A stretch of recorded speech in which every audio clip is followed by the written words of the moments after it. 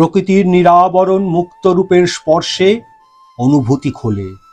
সুপ্ত আত্মা জাগ্রত হয় চৈত্র দুপুরের অলস নিম ফুলের গন্ধে।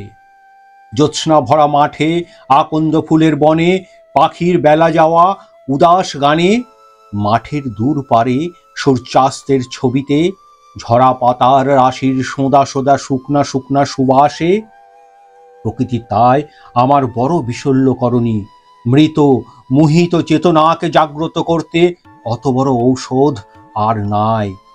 আধুনিক যুগের চেতনা যেখানে আরো মৃত ও মূর্ছিত হয়ে মুক্তি খোঁজে পণ্যের মধ্যে, আরো তলিয়ে যেতে যেতে সেখানে বিভূতিভূষণের প্রকৃতি চিন্তা কি কোনো পথ দেখায় সাধারণ মানুষকে? ভাসিয়ে রাখতে পারে ডুবতে না দিয়ে? প্রকৃতি এবং তার মধ্যের অরণ্যবাসী মানুষগুলির জীবনযাত্রা এক অজর অমর সত্যের রূপ।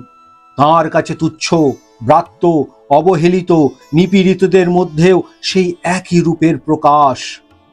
শুধুমাত্র উদ্ভিদের প্রতি ভালোবাসা বা নান্দনিক সৌন্দর্য বোধ থেকে নয়, বরং কোনো পরমতর সত্যের রূপক হিসাবেও আমাদের অরণ্যকে আরো অরণ্যচারী মানুষদের দেখতে হবে, আর তার আত্মীয়তার সূত্রে। এখন আর কোথাও পূর্বের মতো বন নাই। প্রকৃতি কত বৎসর ধরিয়া নির্জনে নিভৃতে যে কুঞ্জ রচনা করিয়া রাখিয়াছিল, কত কেঁয়ো ঝাঁকার নিভৃত লতা বিতান, কত স্বপ্নভূমি জনমজুরেরা নির্মম হাতে সব কাটিয়া উড়াইয়া দিল। যাহা গড়িয়া উঠিয়াছিল 50 বৎসরে, তাহা গেল একদিনে।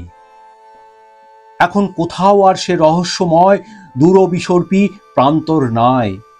জ্যোৎস্নালোকিত রাত্রিতে যেখানে মায়াপরীরা নামিত, মহিষের দেবতা দয়ালু টারবারো হাত তুলিয়া দাঁড়াইয়া বন্য মহিষ দলকে ধ্বংস হইতে রক্ষা করিত, সে আর নাই। এমন সময় আসিবে হয়তো দেশে, যখন মানুষে অরণ্য দেখিতে পাইবে না, শুধুই চাষের ক্ষেত আর পাটের কল, কাপড়ের কলের চিমনি চোখে পড়িবে। তখন তাহারা আসিবে এই নিভৃত অরণ্য প্রদেশে, যেমন লোকে তীর্থে আসে। সেই সব অনাগত মানুষদের জন্যে এ বন অক্ষুণ্ণ থাকুক। অবশিষ্ট অরণ্য আর কতদিন অক্ষুণ্ণ থাকবে বলা মুশকিল। আক্ষেপেই যদি আমরাও বুঝতে পারতাম পণ্যের সূচকে নয়, শেল সম্পদ রয়েছে অন্য কোথাও, তাহলে হয়তো সব সমাধানের চাবি আমাদের সামনেই সাজানো বলে দেখা যেত, সব দরজা সহজেই খুলে নেওয়া যেত। এই মুক্ত জ্যোৎস্না শুভ্র বন প্রান্তরের মধ্যে দিয়া যাইতে যাইতে ভাবিতেছিলাম, এ এক আলাদা জীবন। যারা ঘরের দেওয়ালের মধ্যে আবদ্ধ থাকিতে ভালোবাসে না, সংসার করা যাদের রক্তে নাই, সেই সব বারমুখ খাপছাড়া প্রকৃতির মানুষের পক্ষে এমন জীবনই তো কাম্য। প্রযুক্তি কেন্দ্রিক প্রগতির জেরে আমাদেরই ছোটবেলার পৃথিবীর সঙ্গেই এই পৃথিবী আর মেলে না। সকলেই অল্প বিস্তর সম্পন্ন হলেও প্রকৃতপক্ষে পণ্যকে মানব সমাজ, প্রাকৃতিক সম্পদ, পরিবেশের অপূরণীয় ক্ষতি করে চলেছে। প্রকৃতি নিজের হাতে সাজানো তার 100 বৎসরের সাধনার ফল এই নাড়া বৈহার, ইহার অতুলনীয় বন্য সৌন্দর্য ও দূর বিসর্পী প্রান্তর লইয়া বেমালুম অন্তর্হিত হইবে। অথচ কি পাওয়া যাইবে তাহার বদলে? এই বিস্তৃত মেঘচ্ছায়া শ্যামল মুক্ত তৃণভূমির মধ্যে ঢুকিয়া দেখিয়াছি প্রকৃতির এই অপূর্ব নিভৃত সৌন্দর্য ভূমি যুগল প্রসাদের সহস্তে রোপিত নানা জাতীয় বন্য ফুলে ও লতায় সজ্জিত হইয়া আরো সুন্দর হইয়া উঠিয়াছে।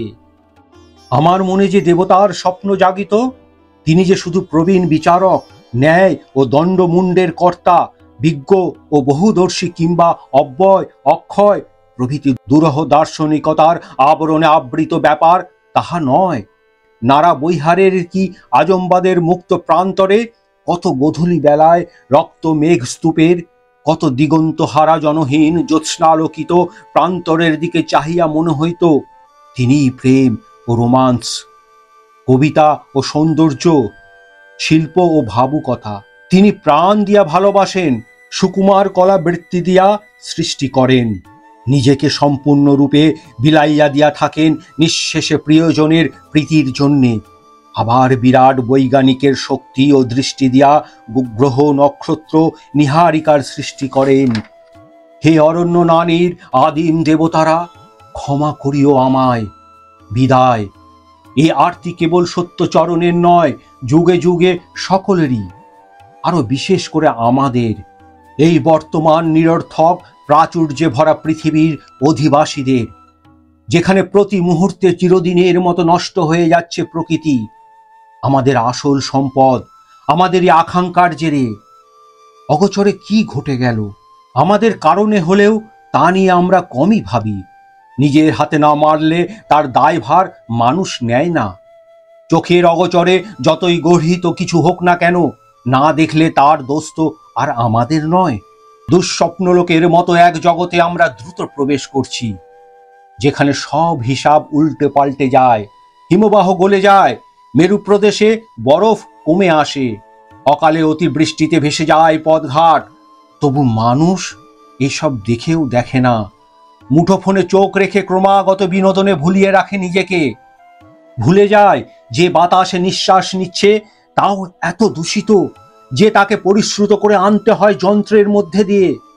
সমাজের নিয়ন্ত্রণ যখন পুরোই বাজারের হাতে, আর সমস্ত যন্ত্রণার উপশম হয়ে দাঁড়িয়েছে পণ্য, সেই উন্মত্ত ছুটে চলার যুগে বিভূতিভূষণের 100 বছর আগেকার প্রকৃতি চিন্তার প্রাসঙ্গিকতা কোথায়?